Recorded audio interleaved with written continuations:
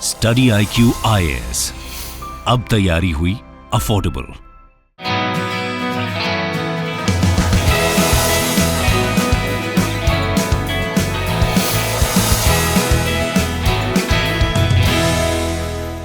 नमस्कार दोस्तों, स्वागत है आप सभी का स्टडी IQ में। मैं हूं आपका दोस्त राहुल सायगांवकर और आज हम लोग हमारी इंटरनेशनल ऑर्गेनाइजेशन की डिस्कशन कंटिन्यू करने वाले हैं। आप जानते हैं कि पिछले लेक्चर में हम लोगों ने यूनाइटेड नेशंस के ऊपर डिस्कशन शुरुआत की थी। यूनाइटेड नेशंस के मेन बॉडीज या फिर प्रिंसिपल ऑर्गन्स के बारे में हम लोगों ने डिस्कशन की थी और उस डिस्कशन के दौरान मैंने आपको बताया था कि हमारी चर्चा किस दिशा में जाने वाली है।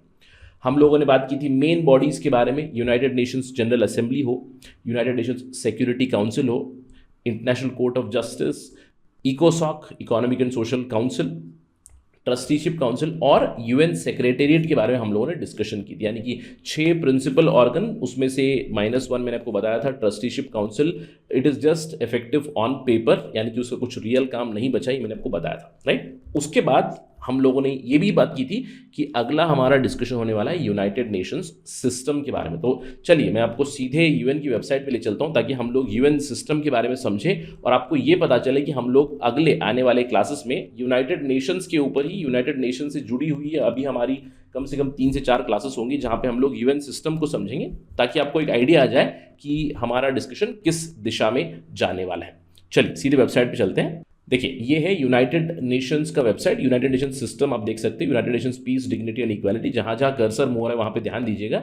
हम लोग अगले सेशंस में बात करेंगे यूनाइटेड नेशंस फंड्स और प्रोग्राम के बारे में। ये अभी डिस्कशन नहीं होने वाले हैं। फंड्स और प्रोग्राम्स हमारा अगला सीरीज होगा, अगला डिस्कशन होगा, जहाँ पे हम लोग UNDP, UN habitat, UNEP, WFP world food programme के ऊपर भी डिस्कशन करेंगे। आज हमारी चर्चा होगी, आज हमारा एजेंडा होगा यूनाइटेड नेशंस के स्पेशलाइज्ड एजेंसीज के बारे में। यहाँ पे आप देख सकते हो list: FAO food and agriculture organisation, ICAO, UNIDO, IFAD, international fund for agriculture development, WHO। तो हम लोग इन सारी चीज़ों के ऊपर चर्चा करने वाले हैं। विपो, इनफैक्ट यहाँ पे जो 2 आप देख सकते हो ऑर्गेनाइजेशंस, एक है IMF और एक है वर्ल्ड बैंक। तो स्पेशलाइज्ड एजेंसीज में जो हमारा आखिरी सेक्शन होगा वहाँ पे मैं स्पेसिफिकली केवल वर्ल्ड बैंक और IMF के ऊपर डिस्कशन करूँगा। यानी कि ये 2 जो स्पेशलाइज्ड एजेंसीज है इकोनॉमी से जुड़ी हुई, वो हम लोग सेपरेटली डिस्कस करेंगे और बाकी जो ऑर्गेनाइजेशन है वो हम लोग धीरे धीरे कंप्लीट करेंगे। कोशिश करते हैं कि ज़्यादा से ज़्यादा आज कवर करें। उसके बाद आने वाले क्लासेस में इस स्पेशलाइज्ड एजेंसीज के बाद हम लोग बात करने वाले हैं फंड्स और प्रोग्राम्स के बारे में। और after that, after funds and programmes, will talk about the other entities की UN एड्स हो गया, UN women, UN HRC, UN SCC, ये सारी चीज़ें क्या है हम लोग डिस्कस करेंगे। And then will jump to the other intergovernmental organisations. और अदर इंटर गवर्नमेंटल ऑर्गेनाइजेशंस में कई सारे ऐसे ऑर्गेनाइजेशन हैं जो काफ़ी क्लोजली काम करते हैं UN के साथ, जैसे कि UN एंड UN से जुड़े हुए ऑर्गेनाइजेशन, जैसे कि IAEA हो गया, CTBT हो गया, UNFCCC जहाँ पे हम लोग कन्वेंशंस और ट्रीटीज़ के बारे में बात करेंगे, WTO हो गया, IOM international organisation on migration, OPCW, इन सभी चीज़ों के बारे में हम लोग चर्चा करने वाले। लेकिन आने वाले कुछ क्लासेस में, स्पेशली आज का लेक्चर, हमारा अगला लेक्चर स्पेशलाइज्ड एजेंसीज के ऊपर होगा। उसके बाद हम लोग एक स्पेसिफिक लेक्चर में बात करेंगे IMF और वर्ल्ड बैंक के बारे में। Then will jump to international funds and programmes and some other bodies. तो ये रहेगा हमारा एजेंडा। यानी कि आज हमारी चर्चा होने वाली है यूएन सिस्टम में। यूएन सिस्टम के अंडर भी हम लोग बात करने वाले हैं about the United Nations specialised agencies. चलिए सबसे पहली एजेंसी के बारे में चर्चा करते हैं, FAO। यहाँ पे मैंने डिवाइड किया हुआ है अपना डिस्कशन भी। इन एजेंसीज के अंदर भी आज हम लोग चर्चा करने वाले हैं फूड ऑर्गेनाइजेशन के बारे में, फूड और एग्रीकल्चर से जुड़ी हुई, हेल्थ से जुड़ी हुई और एजुकेशन से जुड़ी हुई ऑर्गेनाइजेशन के बारे में बात करने वाले हैं। आने वाले हमारे लेक्चर्स में हम लोग स्पेसिफिकली जो इकोनॉमी हो गई, ट्रेड हो गई, इंडस्ट्रीज हो गई, इंटेलेक्चुअल प्रॉपर्टी हो गई, उन सारी चीज़ों के बारे में हम लोग डिस्कशन करने वाले हैं, जैसे कि civil aviation and other business related और economy related things. And then eventually हम लोग 2 बैंक्स के बारे में, यानी कि फाइनेंशियल इंस्टीट्यूशंस के बारे में चर्चा करेंगे। FAO ये फूड एंड एग्रीकल्चरल ऑर्गेनाइजेशन है क्या? सबसे पहले आपको ध्यान रखना है, it is a specialised agency of United Nations, क्योंकि अभी इस सेक्शन में सारी की सारी UN की स्पेशलाइज्ड एजेंसीज ही हैं। 1945 में ही बनी थी, जब UN बना था उसी के साथ ही साथ FAO भी बना था। अब नाम से ही पता चल रहा है फूड एंड एग्रीकल्चरल ऑर्गेनाइजेशन है, इसको आपको ध्यान रखना है। और इसका एक उद्देश्य क्या रहेगा कि सभी को खाना मिले। It wants to defeat hunger. अब यहाँ पे 2 चीज़ें आपको ध्यान रखनी है। Does it only talk about humans?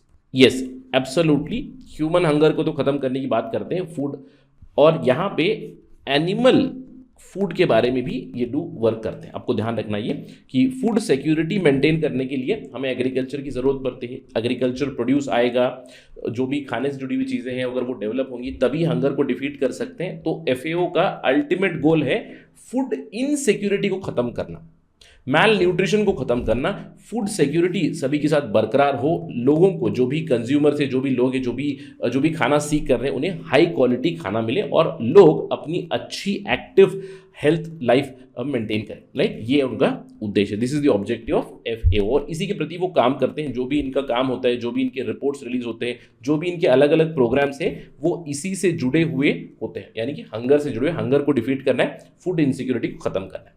Right, अब इसमें मेंबर्स कितने हैं? 195 मेंबर्स है। इसमें 194 कंट्रीज है और यूरोपियन यूनियन भी यहाँ पे एक मेंबर है, इसको ध्यान रखना है। और FAO के अलग अलग ऑफिस है, 130 कंट्रीज में इनके ऑफिस मिलेंगे आपको, ये लोग काम करते हैं। एक बहुत ही इंपॉर्टेंट इंफॉर्मेशन इनके बारे में ये है, the headquarter is in Rome, Italy. Normally जैसे UN के हेडक्वार्टर के बारे में हम लोगों ने बात की थी, इट इज़ इन न्यूयॉर्क। तो आपको बहुत बार यूरोप में और USA में ही हेडक्वार्टर्स मिलते हैं। प्रिडोमिनेंटली बहुत सारे जो वर्ल्ड बॉडीज हम लोग आगे चल के डिस्कस करने वाले हैं, वहाँ पे आपको हेडक्वार्टर्स मिलेगा जिनेवा। तो there are many institutions, many organisations where the headquarters Geneva. लेकिन फूड एंड एग्रीकल्चर ऑर्गेनाइजेशन एक ऐसी जगह है जिसका लोकेशन है रोम, इटली। इसको ध्यान रखना है क्योंकि ये एक पिटफॉल हो जाता है। कई बार एस्पिरेंट्स के साथ ऐसे कन्फ्यूजन हो जाती है कि याद नहीं आता कि ये तो फैक्चुअल इन्फॉर्मेशन है। एग्जाम में आपको लगता है कि यार बहुत सारी बॉडीज जिनेवा में है, तो आपको लगेगा FAO भी जिनेवा में है, तो इसमें नहीं फंसना है। आपको ध्यान रखना है, it is Rome which comes in Italy. Right, अब ये फूड एंड एग्रीकल्चर ऑर्गेनाइजेशन क्या क्या काम करते हैं, इनके क्या की प्रोग्राम्स हैं। एक सबसे बड़ा और सबसे इंपॉर्टेंट इनका की प्रोग्राम है कोडेक्स एलिमेंटेरियस। हम क्वाइट श्योर कि अगर आप UPSC की प्रिपरेशन कर रहे हैं, आपने पहले अटेम्प्ट लिखा है, तो you must have heard about Codex Alimentarius. अगर नहीं सुना है तब भी ज़्यादा टेंशन या फिर लोड लेने की जरूरत नहीं, हम लोग जानेंगे यहाँ पे कोडेक्स एलिमेंटेरियस है क्या। अब देखिए, अगर हम लोग इसको इंग्लिश में ट्रांसलेट करेंगे, लैटिन टर्म है Codex Alimentarius, it simply translates to something called as food code, यानी कि खाने से जुड़ा हुआ कोड, खाने से जुड़े हुए कुछ स्टैंडर्ड्स हैं।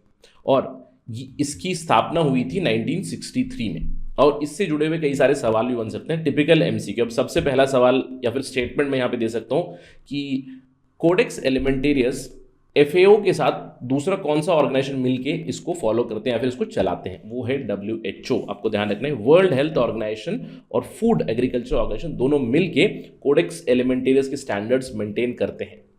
इसकी शुरुआत हुई थी 1963 में। इन्होंने उसी साल एक कोडेक्स एलिमेंटेरियस कमीशन बनाई जहां पे 189 कोडेक्स मेंबर्स हैं।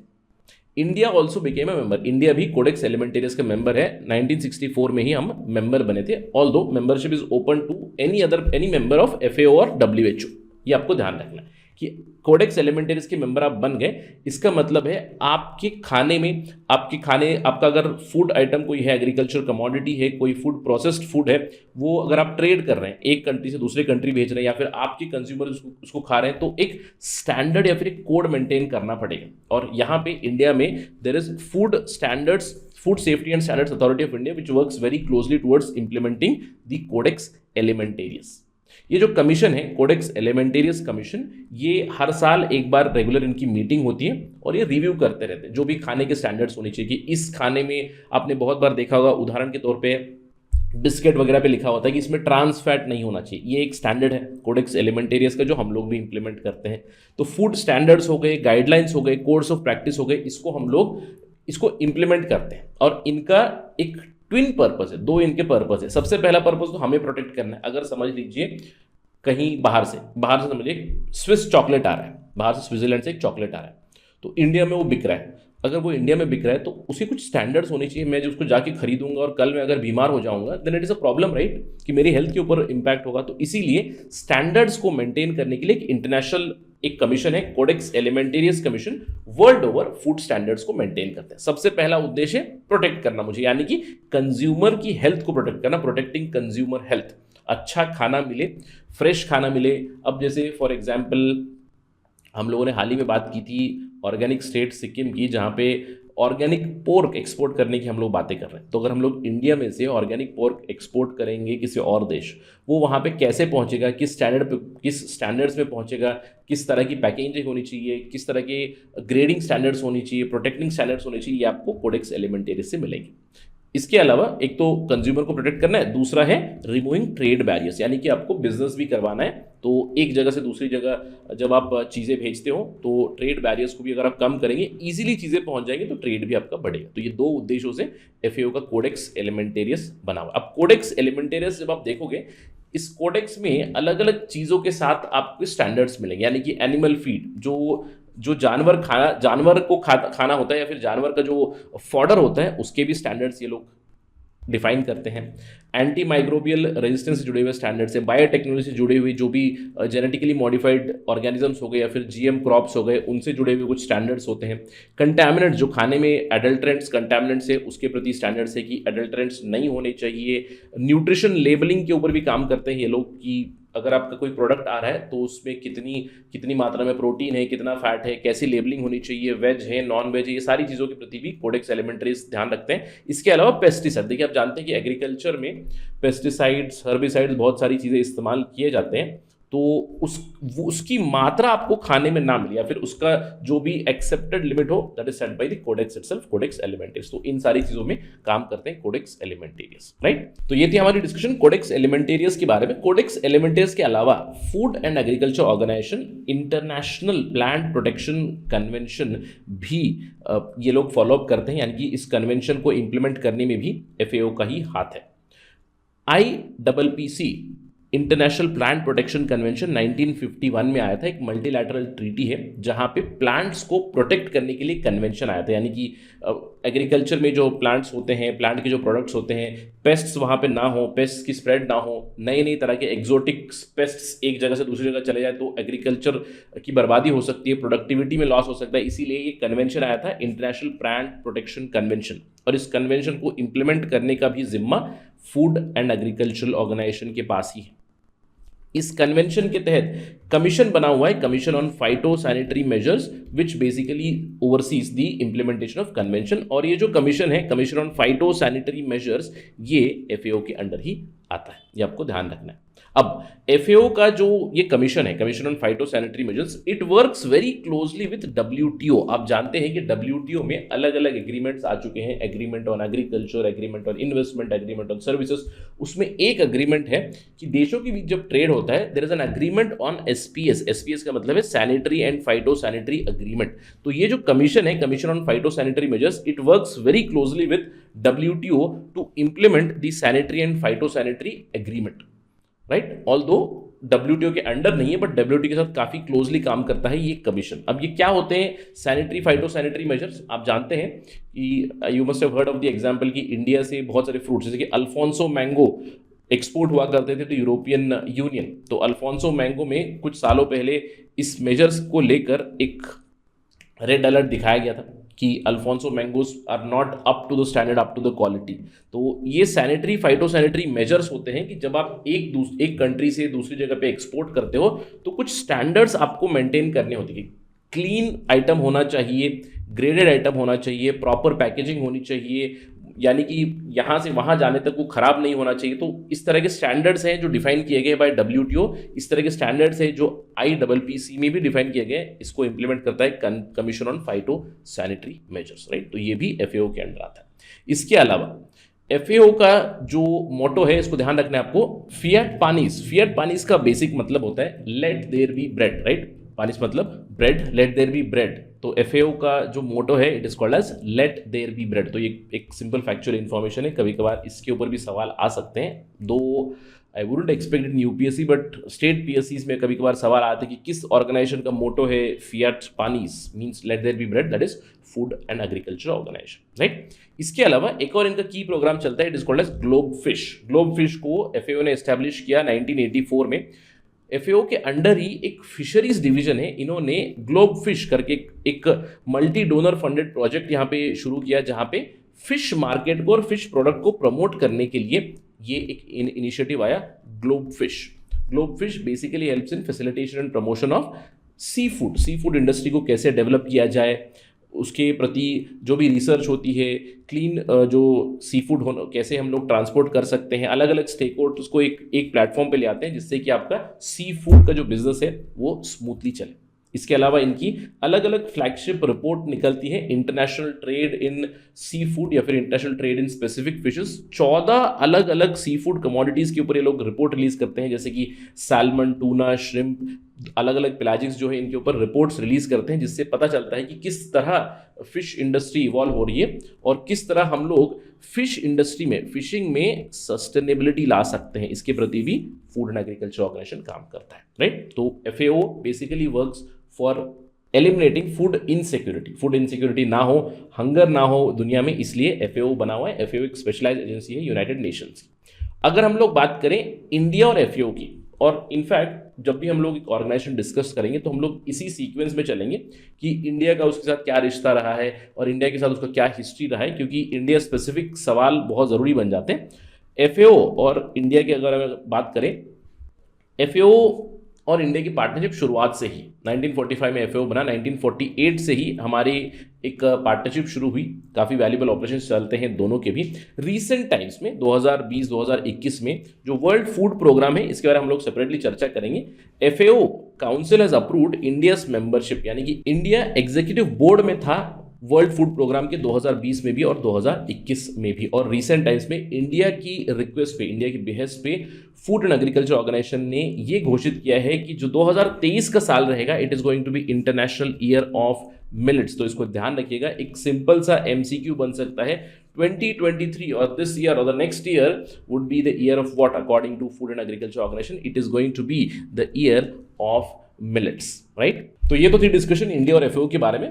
हम लोग अपना डिस्कशन FAO के बारे में एंड करते हैं, फूड एंड एग्रीकल्चर ऑर्गेनाइजेशन के बारे में, बाय अंडरस्टैंडिंग इट्स पब्लिकेशन। क्योंकि कई बार आपने देखा कि सवाल किस तरह के आते हैं कि FAO का काम क्या है, उसका हेडक्वार्टर हम लोगों ने देखा, कैसे वो इंडिया के साथ उनका काम क्या रहा है, कुछ इंपॉर्टेंट फैक्टर्स हम लोगों ने देखे। साथ ही साथ पब्लिकेशन के ऊपर भी कई सारे सवाल आ चुके हैं। अभी तक FAO की पब्लिकेशन पे स्पेसिफिकली मुझे सवाल तो याद नहीं आ रहा है, बट कई बार IMF की पब्लिकेशन पे सवाल आ चुका है, वर्ल्ड बैंक की पब्लिकेशन के ऊपर सवाल आ चुके हैं। तो अलग अलग पब्लिकेशंस आर इंपॉर्टेंट फॉर अस।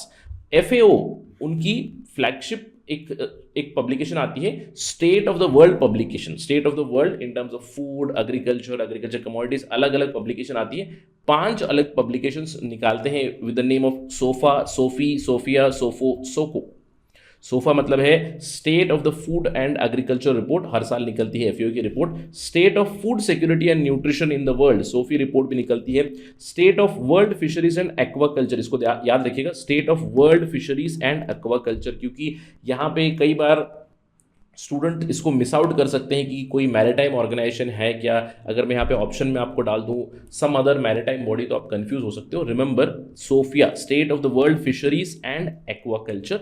इसके अलावा state of the world forest, ये भी काफ़ी कंफ्यूजिंग है, state of the world forest. SOFO report भी आती है, इसको रिलीज करता है food and agriculture organisation. So this is also little confusing कि कई बार ये पिटफॉल बन जाता है कि FAO हो या फिर कोई और दूसरी फॉरेस्ट से जुड़ी हुई बॉडी है, conservation, forest conservation, wild life conservation जुड़ी हुई बॉडी है क्या।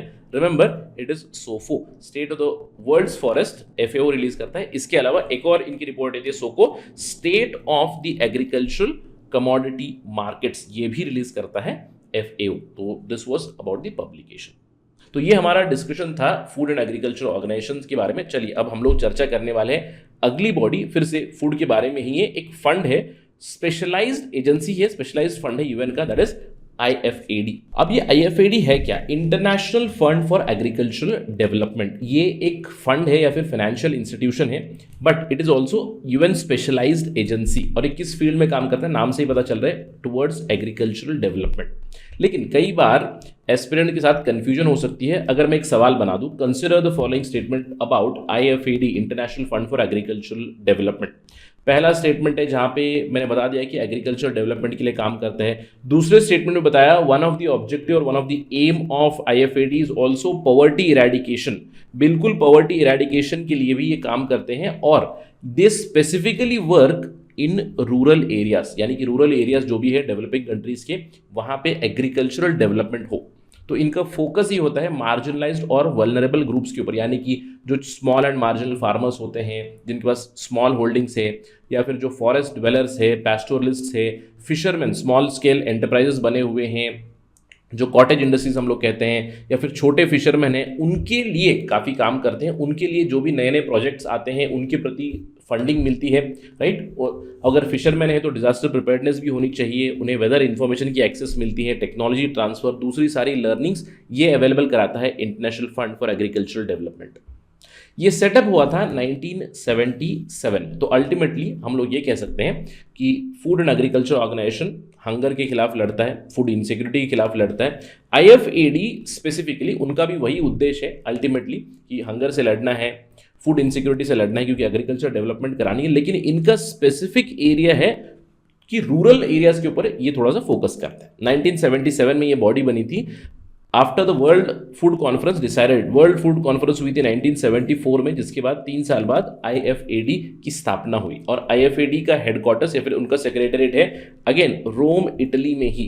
IFAD में 177 मेंबर्स है और इंडिया इसका एक फाउंडर मेंबर, यानी कि शुरुआती टाइम से ही, शुरुआती दौर से इंडिया इसका मेंबर रहा है। और अगर हम लोग IFAD की वेबसाइट पे जाएंगे, you will see their motto is investing in rural people. इसको ध्यान रखिएगा, IFAD का मोटो है investing in rural people.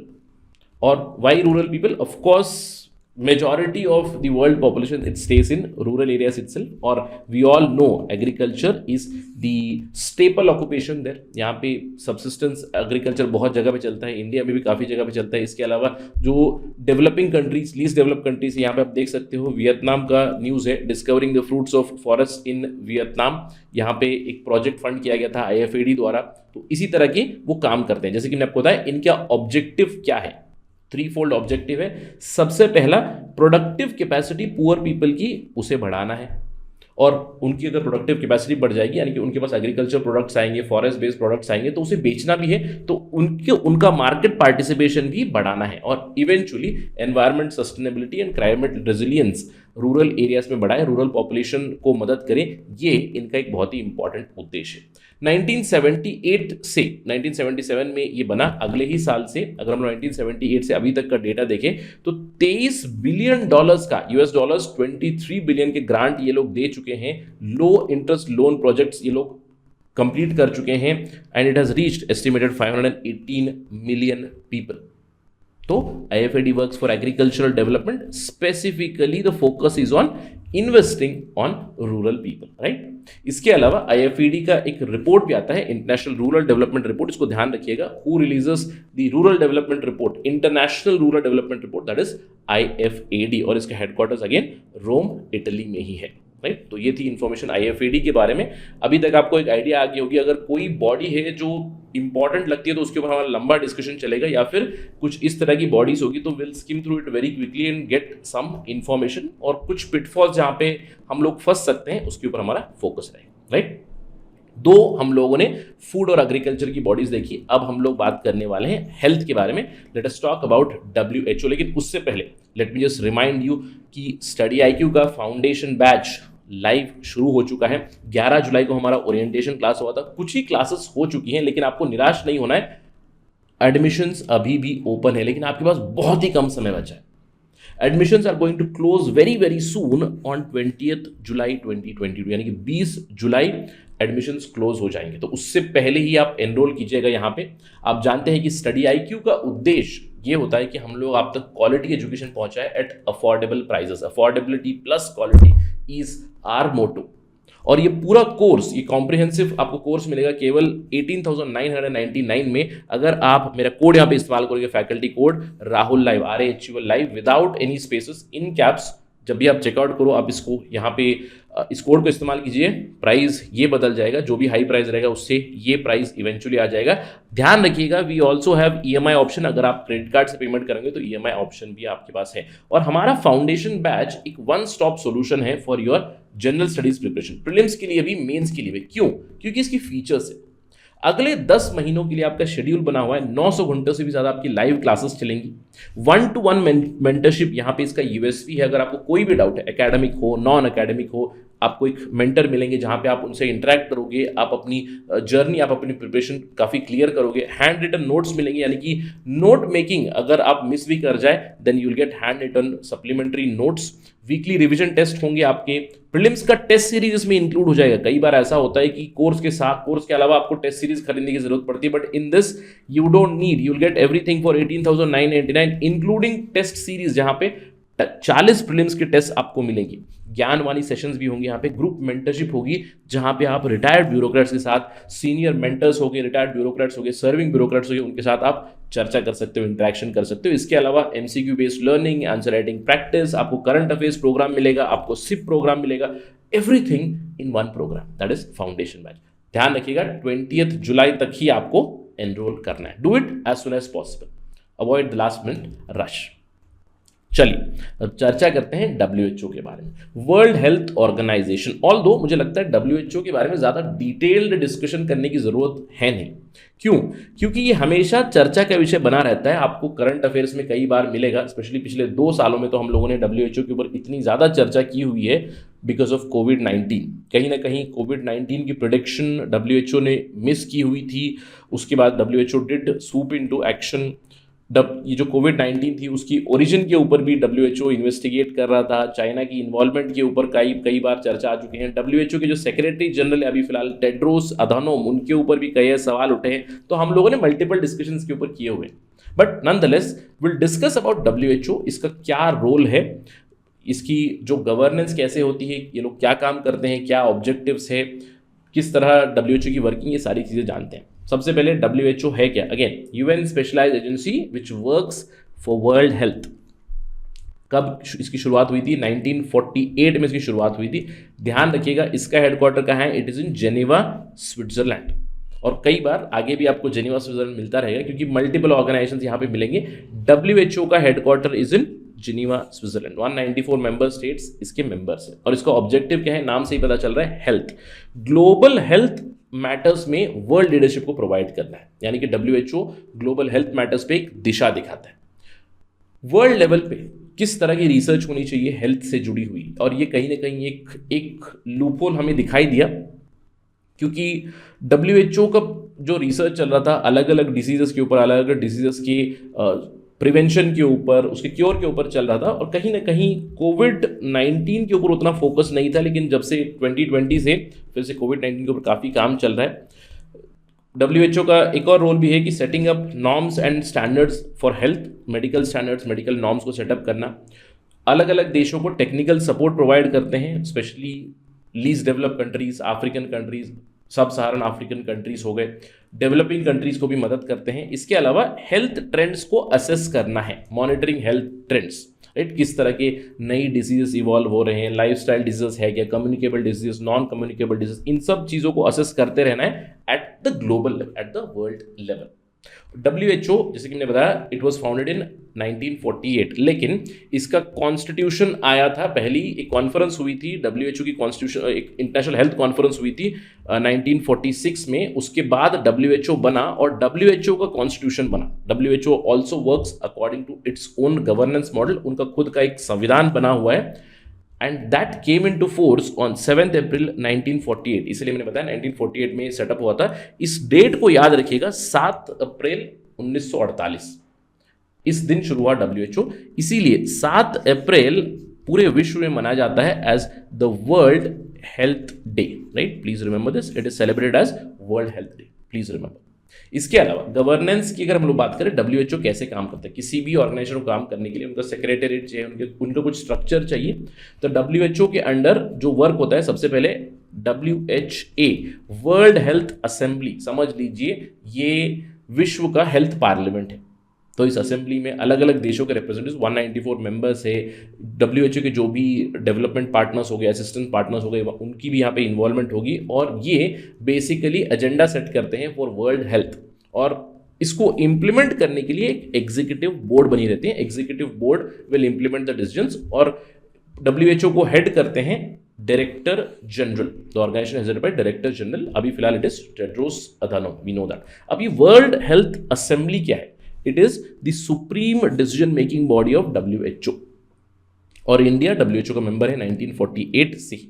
WHA world health assembly ही है जो पूरे विश्व का हेल्थ पॉलिसी सेट करता है, यानी कि अलग अलग देशों से रिप्रेजेंट जाएंगे। अब हमारे इंडिया के हेल्थ मिनिस्टर रहेंगे, अलग अलग देशों के हेल्थ मिनिस्टर रहेंगे, वो यहाँ पे रिप्रेजेंट करेंगे, they will be part of world health assembly. और हर साल जनरली मई में मिलते हैं in Geneva. World health assembly takes place, जहाँ पे पूरे विश्व में किस तरह की हेल्थ ट्रेंड्स आ रही है, क्या बीमारियाँ हो रही है, कहाँ पे हमें फोकस करने की ज़रूरत है, all these things are discussed.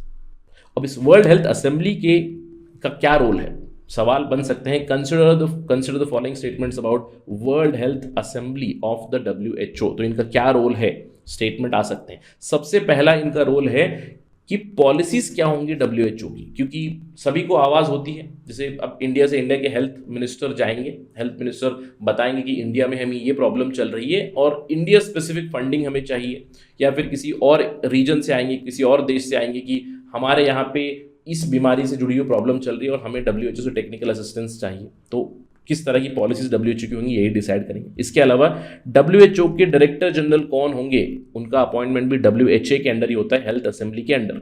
इसके अलावा WHO की जो फाइनेंशियल पॉलिसी होती है, आप जानते हैं कि WHO कैसे काम करता है। WHO को अलग अलग फंडिंग मिलती है, यानी कि देशों से फंडिंग मिलती है, ऑर्गेनाइजेशन से फंडिंग मिलती है, कई बार इंडिविजुअल्स भी फंड करते हैं। जैसे कि Bill Gates is heavily involve with WHO की फंडिंग दे चुके हैं, वो WHO को काफ़ी सारी फंडिंग दे चुके हैं।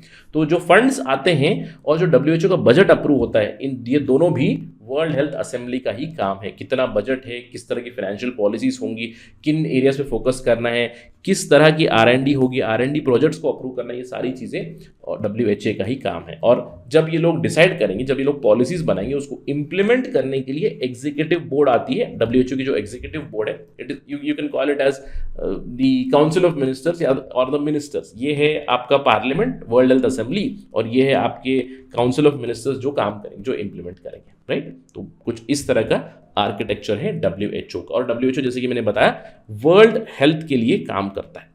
अब WHO के कई सारे पब्लिकेशन आते हैं, कई अलग अलग एरियाज में ये काम करते हैं। चलिए WHO की वेबसाइट पे चलते हैं और देखते हैं उनके जर्नल्स और उनकी पब्लिकेशन के बारे में। देखिए, ये है WHO का वेबसाइट, जहाँ जहाँ कर्सर हो रहा है वहाँ पे ध्यान दीजिएगा। WHO की अगर हम जाए पब्लिकेशन जर्नल्स में, अलग अलग जर्नल्स निकलते हैं इनके, जैसे कि African health monitor WHO release करता है, bulletin of world health organisation, ये आपको एवरी मंथ आपको मिलेगा कि इस महीने में क्या हेल्थ के ट्रेंड्स चल रहे हैं। ईस्टर्न मेडिटेरियन हेल्थ जर्नल है, पैनोरामा पब्लिक हेल्थ पैनोरामा आपको एक आता है, पैन अमेरिकन हेल्थ जर्नल भी रिलीज करते हैं। वीकली एपिडेमोलॉजिकल रिकॉर्ड भी रिलीज होता है WHO का कि क्या चल रहा है weekly, what is the epidemiological record. इसके अलावा वेस्टर्न पैसिफिक सर्विलेंस रिस्पॉन्स क्या है, WHO ड्रग इन्फॉर्मेशन, नए ड्रग्स के बारे में इन्फॉर्मेशन आपको मिलेगी। South east Asia journal on public health. तो अलग अलग रीजन के लिए अलग अलग स्पेसिफिक पब्लिकेशन इनकी निकलती है। इनफैक्ट WHO में अलग अलग रीजन के लिए अलग अलग ऑफिसेस या फिर अलग अलग कमीशंस भी बने हुए हैं। वर्ल्ड हेल्थ असेंबली के तहत for specific region there are specific working offices जो उस रीजन के लिए काम भी करते हैं, राइट। तो इनमें से कई अगर ऑप्शन में आ जाए तो do select it, but I wouldn't expect question coming from the publication of WHO, क्योंकि WHO की बहुत सारी पब्लिकेशन आती है और हेल्थ से जुड़ी हुई पब्लिकेशन आपको हर हफ्ते, हर फोर्टनाइटली, हर महीने, हर साल आते हुए रहती है। So I wouldn't expect question from here, but just for the sake of knowing हमें ये जानने की जरूरत है, राइट। तो ये थी हमारी डिस्कशन वर्ल्ड हेल्थ ऑर्गेनाइजेशन के बारे में। जैसे कि मैंने बताया WHO कई बार आपको न्यूज़ में मिलेगा और उस न्यूज़ को आप फॉलो कीजिएगा ज़रूर। क्यों? क्योंकि इंटरनेशनल ऑर्गेनाइजेशंस के पर्सपेक्टिव से है, इसके ऊपर मेंस बेस्ड सवाल भी बन सकते हैं कि WHO में क्या किस तरह के रिफॉर्म की ज़रूरत है, या फिर WHO की वर्किंग में कुछ लूप होल है क्या, इस तरह के भी सवाल आ सकते हैं। स्पेशली पिछले 2 सालों में कोविड-19 के चलते WHO की परफॉर्मेंस के ऊपर सवाल उठ चुके हैं। सो ये मेंस के लिए भी काफ़ी इंपॉर्टेंट टॉपिक बन जाता है। So keep your eyes and ears open for current affairs connected to WHO, right. WHO के बाद एक और इंपॉर्टेंट बॉडी के बारे में डिस्कस करते हैं, यूनेस्को के बारे में डिस्कशन करते हैं। यूनेस्को क्या है? United Nations educational, scientific and cultural organisation है। नाम से ही पता चल रहा है कि इनका मैंडेट काफी वेरिड होगा, काफी वाइड होगा। इंटरनेशनल पीस की तरफ काम करते हैं, ह्यूमन राइट्स की तरफ काम करते हैं, डेमोक्रेसी की तरफ काम करते हैं, एजुकेशनल डेवलपमेंट की तरफ, साइंटिफिक टेम्पर डेवलपमेंट की तरफ, cultural protection, cultural development, cultural जो भी हेरिटेज है उसको भी प्रोटेक्ट करने में ये लोग काम करते हैं। तो इंटरनेशनल कोऑपरेशन सभी देशों को साथ में लाते हैं for development of education, for development of science, science and for protection and development of culture. जैसे कि मैंने आपको बताया, इनका मैंडेट काफ़ी वेरिड है। ये एक डेवलपमेंट एजेंसी है, अलग अलग मिशंस चलाते हैं for promotion of education, for promotion of literacy, sex education, clean water पहुंचाने के लिए, equality for women, gender discrimination को रोकने के लिए। तो अलग अलग जगह पे यूनेस्को काम करता है और कई बार आपने इसको न्यूज़ में भी सुना होगा। यूनेस्को के कई सारे इनिशिएटिव्स चलते हैं। इनफैक्ट मैं आपको यहाँ पे एक इंपॉर्टेंट लिस्ट बताऊंगा उनके इनिशिएटिव्स की, जब भी वो न्यूज़ में आए उसके ऊपर आपको फोकस करना है। यूनेस्को की स्थापना कब हुई थी? It began with the United Nations itself. क्यों? क्योंकि इसका एक प्रीकर्सर भी था। इसका प्रीकर्सर था या फिर प्रेडेसेसर था, मैं कहूंगा, international committee on intellectual cooperation. ये लीग ऑफ नेशंस जब था पहले 1919 में, लीग ऑफ नेशंस था पहला कलेक्टिव सिक्योरिटी मॉडल। उनकी जो कमिटी थी ऑन इंटेलेक्चुअल कोऑपरेशन, उसी का सक्सेसर हम लोग कह सकते हैं यूनेस्को, क्योंकि वहां पे इंटेलेक्चुअल कोऑपरेशन उसको कहते थे। उसके बाद इवेंचुअली इसको एक स्पेशलाइज्ड एजेंसी बनाया गया 1945 में। इसके अंदर 193 मेंबर स्टेट्स है और आपको ध्यान रखना है इसकी भी एक यूनिक चीज़ है, इसका हेडक्वार्टर्स है पेरिस, फ्रांस में। Please remember this. इसके अलावा इसकी मेंबरशिप में भी कुछ यूनिकनेस है, which is again very important. इस डिस्कशन के अंत में मैं आपको बताऊंगा यूनेस्को की मेंबरशिप में क्या यूनिकनेस है, लेकिन एक आपको थोड़ा सा हिंट जरूर दे देता हूँ।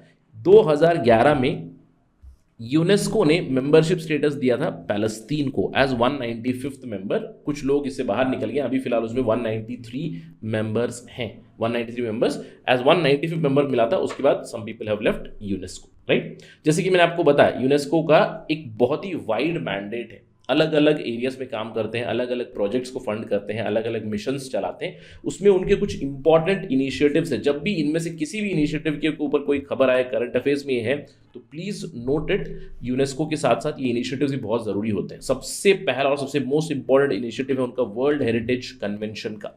वर्ल्ड हेरिटेज कन्वेंशन के under tangible world heritage list और इनटैंजिबल वर्ल्ड हेरिटेज लिस्ट ये लोग मेंटेन करते हैं। आई एम क्वाइट श्योर कि आपने इसके बारे में सुना है।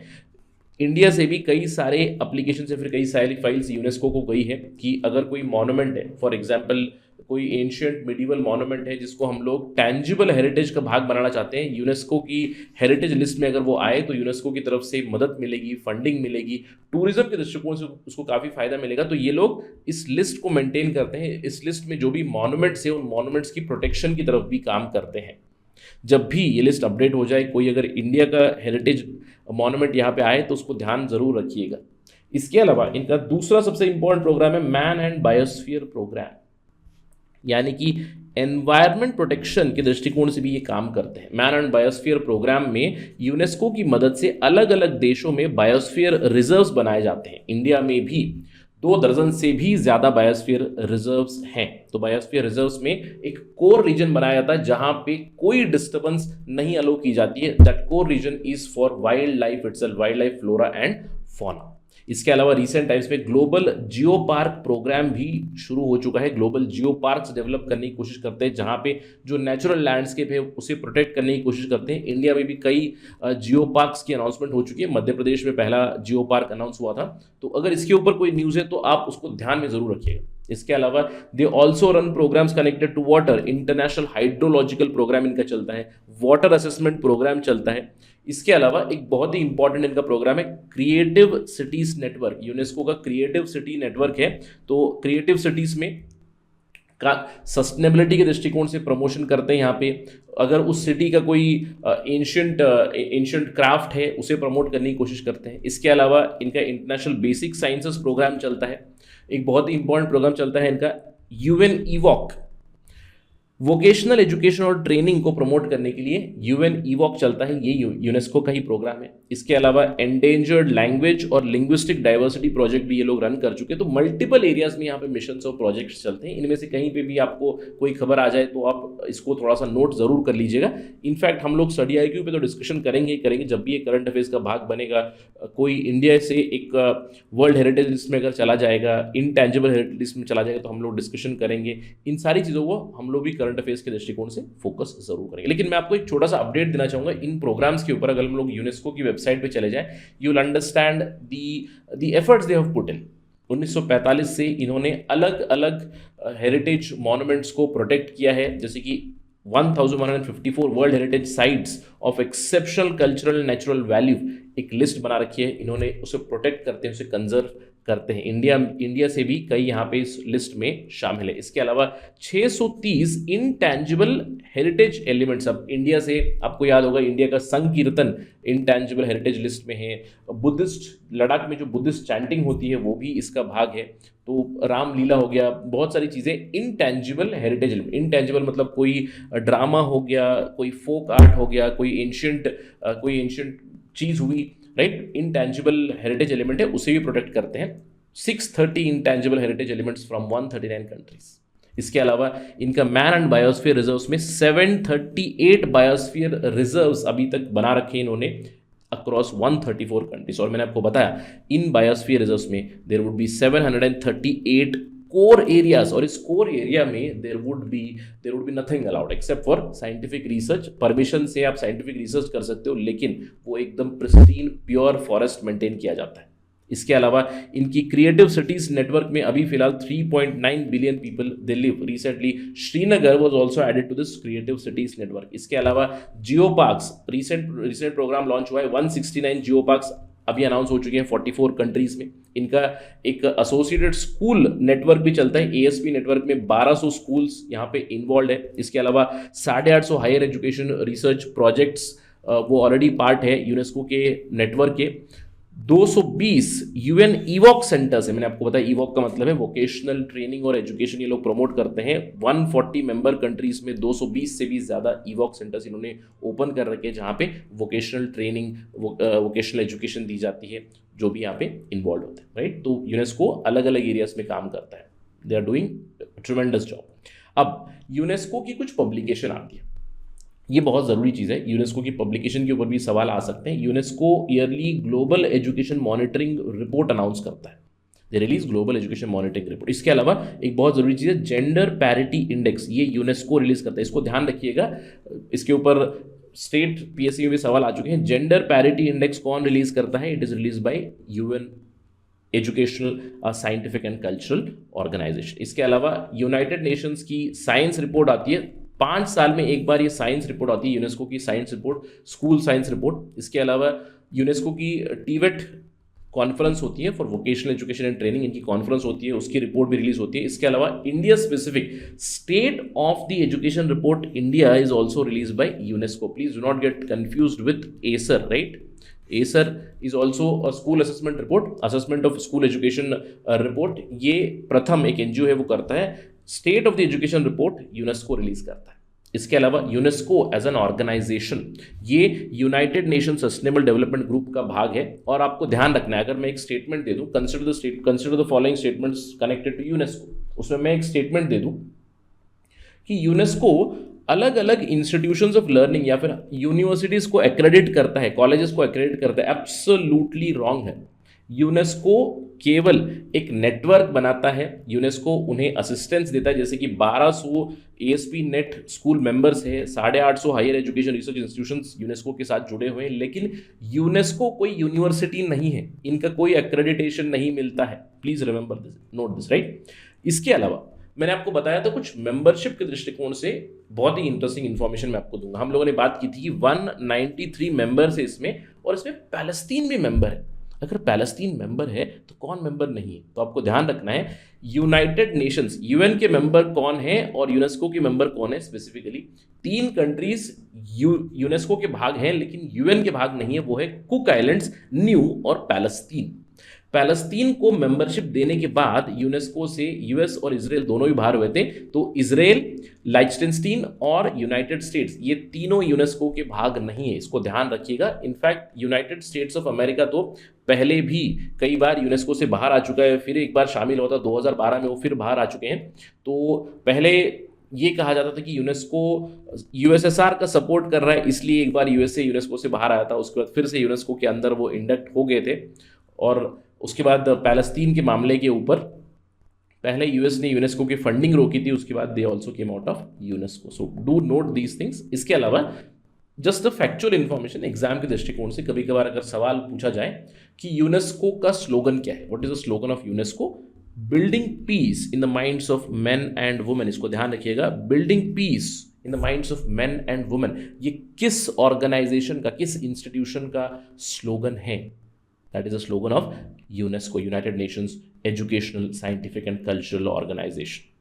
डिस्कशन का अंत हम लोग करते हैं इंडिया और यूनेस्को के बारे में जान के, राइट। इंडिया शुरुआती दौर से ही 1946 से ही यूनेस्को का एक भाग रहा है। इंडिया कभी यूनेस्को के बाहर नहीं आया, राइट।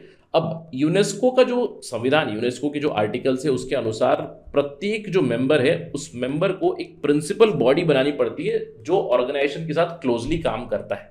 और इंडिया की तरफ से Indian National Commission for Cooperation with UNESCO बना हुआ है, INCCU है, which liaises with UNESCO for all the programs, man and biosphere program हो, वर्ल्ड हेरिटेज लिस्ट हो, इन सारी चीज़ों के लिए INCCU मदद करता है। INCCU is the POC, point of contact of UNESCO. जैसे कि UNESCO, INCCU they connect with India, right. So India की तरफ से this is the principal body. इसके अलावा यूनेस्को की तरफ से कई सारे प्राइजेस मिलते हैं। For example, UNESCO gives away Madanjeet Singh prize. Madanjeet Singh Indian diplomat थे, यूनेस्को के गुडविल एम्बेसडर भी थे। कई बार आपने गुडविल एम्बेसडर्स का भी टर्म सुना होगा। कई सारे एक्टर्स भी यूनेस्को के गुडविल एम्बेसडर बन चुके हैं। Madanjeet Singh was a goodwill ambassador of UNESCO, Indian artist, Indian writer, Indian diplomat. इन्होंने अपने इस पर्टिकुलर प्राइज को फंड किया है। He is the benefactor of this particular fund. और ये प्राइज किसे मिलता है? Madanjeet Singh prize is given for individuals who have shown or who have devoted towards communal harmony and peace, यानी कि जो शांति की तरफ, नॉन वायलेंस को, अहिंसा को, कम्युनल हार्मनी को प्रमोट करते हैं, उन्हें मदनजीत सिंह प्राइज दिया जाता है बाय यूनेस्को। इसके अलावा इंडिया की तरफ से UNESCO also award one more prize called as Kalinga prize. अब कलिंगा प्राइज साइंस से जुड़ा हुआ है। जो भी प्रोजेक्ट है, जो भी इंडिविजुअल्स है, इंस्टीट्यूशन से when they popularize science, तो उन्हें कलिंगा प्राइज दिया जाता है बाय यूनेस्को। और इसका जो बेनिफैक्टर, यानी कि इसकी जो फंडिंग है इस प्राइज की, वो आती है कलिंगा फाउंडेशन ट्रस्ट इंडिया से। इसीलिए इस Kalinga prize for popularisation of science, ये भी यूनेस्को अवार्ड करता है। तो इन चीज़ों को नोट कीजिएगा। इसके ऊपर सिंपल MCQs बनते हैं। और एग्जाम के दृष्टिकोण से I would strongly advise you इस लिस्ट के ऊपर ध्यान दीजिएगा जो मैंने आपको बताया, इंपॉर्टेंट इनिशिएटिव्स। अगर इसमें से कोई भी न्यूज़ में है, कोई डेवलपमेंट हो चुकी है, या फिर कुछ एडिशन, कुछ डिलीशन हुई है यूनेस्को की तरफ से, कोई रिपोर्ट रिलीज हुई है, तो you just note it down because it becomes very important from part of current affairs और एग्जाम के लिए भी, राइट। सो आज के लिए यहीं पे हम लोग समाप्त करते हैं। अगले सेशन में हम लोग यूनाइटेड नेशंस की स्पेशलाइज्ड एजेंसीज की कंटिन्यूएशन करते हैं। बाकी जो एजेंसी से उन्हें ख़त्म करते हैं। उसके बाद हम लोग IMF और वर्ल्ड बैंक का एक स्पेसिफिक अलग डिस्कशन करते हैं, क्योंकि IMF के रूल्स को हमें समझना काफ़ी ज़रूरी होता है। उसके अलावा वर्ल्ड बैंक जब हम लोग कहते हैं, it is basically international bank for reconstruction and development, IBRD। World war 2 के बाद IBRD बनाया गया था for reconstruction and development. World bank के अंदर दूसरे वर्ल्ड बैंक के खुद के कॉन्स्टिट्यूएंट से अलग अलग वर्ल्ड बैंक के ऑर्गन्स है, तो हम लोग उसके बारे में जानना पड़ेगा। इसीलिए will discuss that in a separate class. So that is it right now in this particular lecture. So stay tuned for international organisations discussions. तो अगला डिस्कशन हमारा कंटिन्यूएशन होगा of specialised agencies. Till the time we meet next time, all the very best, stay safe, जय हिंद। मैं ओम Sharma study IQ के परिवार को बहुत बहुत धन्यवाद देना चाहता हूँ, क्योंकि उनकी वजह से मैंने बहुत कुछ सीखा है और बहुत सारी चीज़ें मेरे लिए आसान हो गई हैं। मेरी तैयारी में एक नया आयाम मिला है। बहुत बहुत धन्यवाद study IQ। Study IQ IAS, अब तैयारी हुई अफोर्डेबल।